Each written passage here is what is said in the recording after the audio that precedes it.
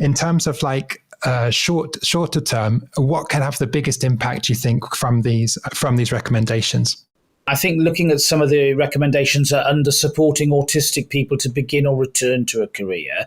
Got a number of recommendations. There are recommendations 4 to 8 in the report that talk about how we identify cross-industry autism employment support groups, which will allow opportunities of volunteering and work shadowing. So we're really going back into, not quite into education, but certainly going into those opportunities that are so important for autistic people to be able to have that experience before they, make those job applications. The government, again, was designing a new universal support program.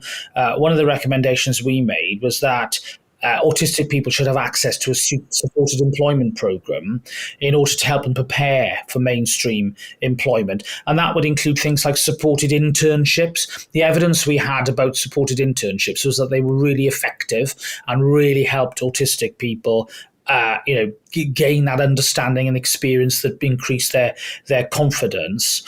And we also noted that, having a supported internship for young people without an education, health and care plan, which is being piloted by the Department for Education, was a welcome initiative.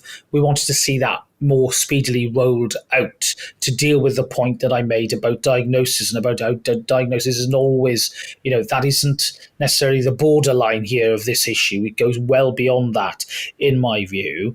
And then also promoting apprenticeships. There's no doubt that, apprenticeships are often really, really well suited for autistic people, rather than that sort of, one-off exam experience, which can be really, really difficult for many people with those anxiety levels and all the issues that we know often surround the condition.